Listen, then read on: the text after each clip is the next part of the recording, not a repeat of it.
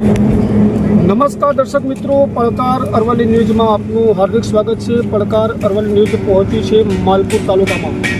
માલપુર તાલુકાના ગુજરાત વાલ્મીકી સંગઠનના પ્રમુખ એવા લાલજી ભગત દ્વારા દંડવત પ્રણામ યાત્રાનો પ્રારંભ કરવામાં આવ્યો છે। 1/1/2025ના રોજ માલપુરથી દિલ્હી સુધી જવા જે દંડવત પ્રણામ યાત્રા છે રવાના થઈ છે। આપ જોઈ શકો છો કે અહીંયા જે માલપુર તાલુકાનું જે ખરડી ગામ છે એ ખરડી ગામ સુધી આ દંડવત પ્રણામ યાત્રા પહોંચી છે।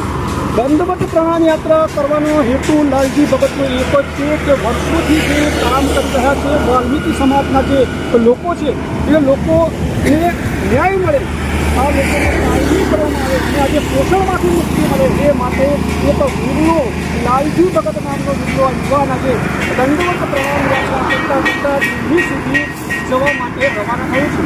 આપ જોઈ રહ્યા છો કે પડકાર અરવલ્લી ન્યૂઝના માધ્યમથી દંડવત પ્રણામ યાત્રા 1/1/2025થી માલપુરથી નીકળી છે।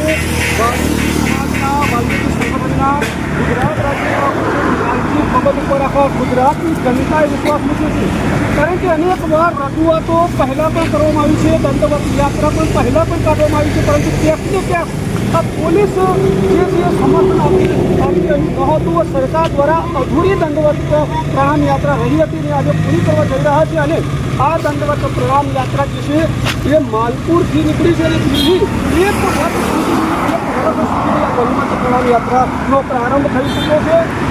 લાલજી ભગત છે, આપને જે પડકાર અરવલ્લી ન્યૂઝના કેમેરામાં જે બતાવવામાં આવી રહ્યા છે, લાલજી ભગત સમાજ માટે વાલ્મીકી સમાજના જે પ્રાણ પ્રશ્નો છે વર્ષોથી ઘણા બધા આવેદનપત્રો પણ આપવામાં આવે છે। વર્ષો પહેલાં દંડવત પ્રણામ યાત્રા કરવામાં આવી હતી।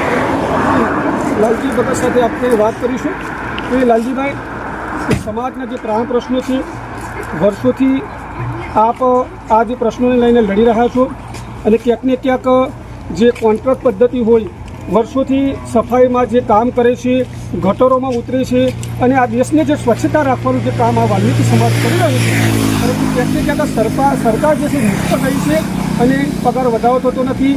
વર્ષોથી જે ગરીબ મધ્યમ વર્ગના જે લોકો છે કામ કરી રહ્યા છે, પરંતુ એ લોકો સામે આ સરકાર ઝૂકવા તૈયાર નથી। શું છે અને તમારો ઉદ્દેશ શું છે જે દંડવત પ્રણામ યાત્રા કરવાનો છે? અરવલ્લી પડકાર ન્યૂઝને હું પ્રણામ કરું છું। એવા પત્રકાર એવા રાકેશભાઈ સાહેબ, એમને હિતેશભાઈ સાહેબશ્રીને હું વિનંતી કરું છું કે આપ અમારી આ અવાજ સરકાર સુધી જે પહોંચાડવાનું કામ કર્યું છે આપણી ચેનલ માધ્યમથી, એ પહેલાં આપને હું નમસ્કાર કરું છું। મારા પ્રશ્નો ગુજરાતના તમામ અને સફાઈ કામદારોના છે। વારંવાર હું સરકારશ્રીને વિનંતી કરી છે, આવેદનપત્ર આપ્યા છે। મેં લોહીથી પણ આવેદનપત્ર આપી ચૂક્યો છું, પેદલ પણ યાત્રા કરી હતી દિલ્હી, ત્યારબાદ માલપુરથી ગાંધીનગર દંડવત પ્રણામ યાત્રા કરી હતી, ત્યાં પણ મારી અધૂરી યાત્રા ત્યાં પારણા કરવામાં આવે। લગભગ સરકાર સાથે 15-20 વાર બેઠક કરી, તેમ છતાં એક પણ પ્રશ્ન હલ થયો નથી। અમારા પ્રશ્નો સફાઈ કામદાર દેશની સ્વચ્છતા રાખતો હોય, ગંદુ કામ કરતો હોય।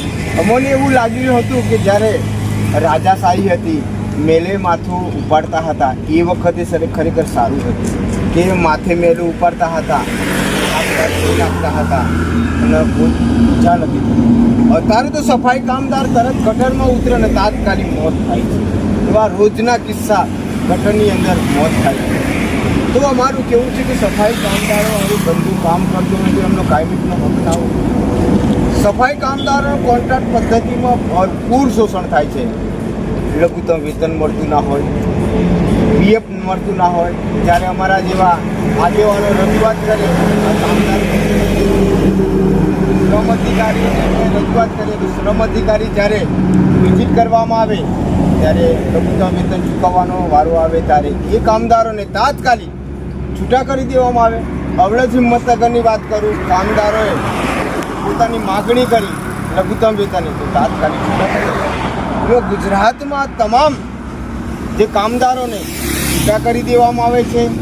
ત્યારબાદ નગરપાલિકાઓમાં વર્ષોથી કામ કરે છે તેમને જ્યારે 50% મહેકમ મુજબ જે ભરતી પ્રક્રિયા હોય છે એમાં પણ અન્યાય થયો હોય છે.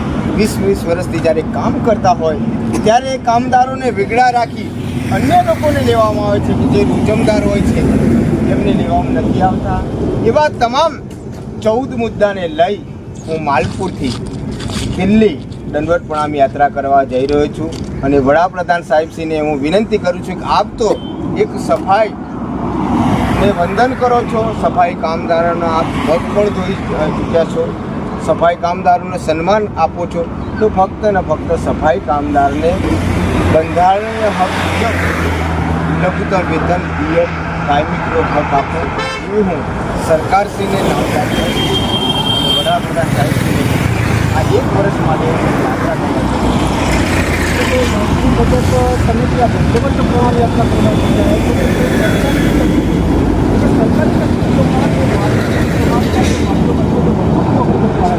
જે લોકોને ક્યાંક ને ક્યાંક અન્યાય થઈ રહ્યો છે અને સરકાર સામે તમે આજીજી પણ કરો છો કે વાલ્મીકી સમાજના જે ભાઈઓ છે આ ખરેખર ગટરમાં ઉતરવાનું કામ, ભૂંગળાઈને મરી જવાનું કામ, તો ક્યાંક ને ક્યાંક આ જે સરકાર છે એ સરકાર સામે તમે આનો ઉગ્ર રોષ આ બાબત વાલ્મીકી સમાજના જે પ્રાણ પ્રશ્નો છે પ્રાણ પ્રશ્નોનું નિરાકરણ આવે અને વાલ્મીકી સમાજના લોકોને ન્યાય મળે.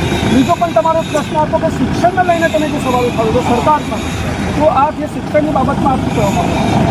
જ્યારે 2012માં વાલ્મીકી સમાજની જે 2 જગ્યાઓ હતી જિલ્લા દીઠ, એ જગ્યાઓ બંધ કરવામાં આવી હતી જ્યારે આ સરકાર દ્વારા 2012ની અંદર. તો ત્યારબાદ આજ દિન સુધી કોઈ શિક્ષકો લાગ્યા નથી. અતિ પછાત વાલ્મીકી સમાજ એક શિક્ષણથી પણ વંચિત. આ ગુજરાતમાં વાલ્મીકી સમાજના કોઈ વ્યક્તિ નથી. 78 વર્ષ થયા, એક પણ મંત્રી આજ દિન સુધી નથી, એક સચિવ નથી, કોઈ આઈએસ અધિકારી નથી, કલેક્ટર નથી કે જે વાલ્મીકી સમાજના બાળકોને ભણવું છે, આગળ વધવું છે, જે મારા બાળકો રાત દિવસ મહેનત કરે છે, પરંતુ જ્યારે અન્યાય થઈ રહ્યો છે. ખરેખર ખૂબ શોષણ વાલ્મીકી જે બાળકો છે એમને આગળ આવવા દેતા નથી. અને અત્યારે પણ જ્યારે સફાઈ કામદારોને એવું હોય તો મને જો કાયમીનો હક મળશે તો મારા બાળકોને વધુ પગાર મળશે, તો મારા બાળકોને સારી સ્કૂલમાં ભણાવશું, સારી સ્કૂલમાં ભણાવશું, પરંતુ પગાર 7,000 રૂપિયા 8,000 રૂપિયા પગાર આપવામાં આવે છે. એ બાળકોને કઈ રીતે ભણાવી શકે, પોતાના પરિવારનું ગુજરાન ચલાવે? અત્યારે 7,000 રૂપિયા હરેશભાઈ પગાર આપવામાં આવે એજન્સી દ્વારા, 7,000માં એમના પરિવારનું ભરણ પોષણ કરે, એમના બાળકોને સારું શિક્ષણ આપે. એના કારણે વાલ્મીકી સમાજના જે સફાઈ કામદારો અત્યારે જીવાના દાસ બની ગયા છે. અમુક સફાઈ કામદારો તો મોંઘવારીના કારણે, સમાજના રીત રિવાજના કારણે અમુક તો એ લોકોએ પોતે દવા પણ પીધેલી છે. એવી ઘટનાઓ છે, આત્મહત્યા પણ કોઈ કરી ચૂક્યા છે આ મજબૂરીના કારણે. એટલે સફાઈ કામદારો પર દિવસે ને દિવસે અત્યાચાર થાય છે. તો સરકારશ્રીને અમે વિનંતી કરે કે જે અમારી અતિ પછાત વાલ્મીકી સમાજ છે તો અલગથી સરકારશ્રીએ અનામતની જોગવાઈ કરી. પહેલાં પણ તમે આ દંડવત પ્રણામ યાત્રા કરી એ દરમિયાન પણ તમારી ધરપકડ કરવામાં આવતી અને ક્યાંક ક્યાંક આ જે દંડવત પ્રણામ યાત્રા જે ગાંધીનગર સુધી ન પહોંચે તેવા પ્રયત્નો પણ સરકાર દ્વારા થઈ રહી છે. શું લાગે છે કે 1 વર્ષની આ દંડવત પ્રણામ યાત્રા સમાજનો સપોર્ટ મળતો બીજું સમાજ અને આ દંડવત યાત્રા પૂરી થશે કે નહીં થશે? આ યાત્રા આ વખતે કોઈ પણ હિસાબે પોલીસ તંત્રને અમારી ધરપકડ કરવી ઉચિત છે, અમારા પર ગુનો પણ દાખલ કરવા ઉચિત છે. આ યાત્રા આ વખતે છેલ્લી યાત્રા છે. આ યાત્રા રોકાવાની નથી. મારું પ્રાણ પણ કેમ નહીં જતો, પણ આ યાત્રા દિલ્હી સુધી પહોંચશે. જ્યારે ખરેખર એક આનંદની બાબત છે. એક પત્રકાર તરીકે તમને કહેવા માગું છું કે જે તમે વાલ્મીકી આશ્રમની રચના કરી છે અને સામાજિક જે પ્રવૃત્તિઓ આ વખતે બાપ દીકરીઓને પરણાવવાનું, કન્યાદાન કરવાનું જે ફૂલ તમે કમાવો છો એનો પડકાર કરવાની આપણે અભિનંદન પાઠવીએ છીએ. અને છેલ્લે જે સમાજના, તમારા સમાજના, વાલ્મીકી સમાજના જે લોકો છે, લોકોને તમે શું સંદેશ આપવા માંગો છો? હું આ વખતે દિલ્હી મુખ્ય કામે પહોંચવાનું છું. સમાજનો પણ ખૂબ સહકાર મળ્યો છે આ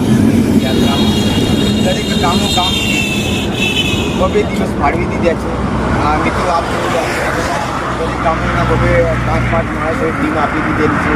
ગુજરાતમાંથી તમામ લોકો આ યાત્રામાં જોડાઈ ગયા છે અને આવનાર સમયમાં હું જે શિક્ષણ વાલ્મીકી સમાજમાં નથી, વાલ્મીકી સમાજમાં વ્યસનોનું પ્રમાણ વધારે છે, એના માટે હું આખા ગુજરાતમાં વાલ્મીકી રથની તૈયારી કરું છું સમાજ દ્વારા.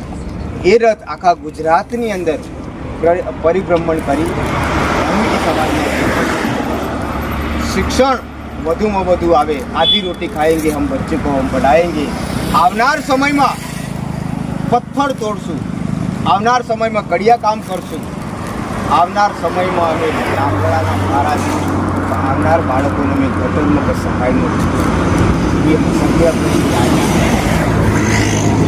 આ હતા લાલજી ભગત કે જે માલપુરમાંથી તારીખ 1/1/2025 નવા વર્ષથી 1 વર્ષની દંડવત પ્રણય યાત્રા લઈને વાલ્મીકી સમાજના જે પ્રાણ પ્રશ્નો છે એનું નિરાકરણ આવે એ માટે 1 વર્ષની દંડવત પ્રણામ યાત્રા માલપુરથી દિલ્હી સુધી પહોંચી જવા માટે તૈયારી કરી દીધી છે.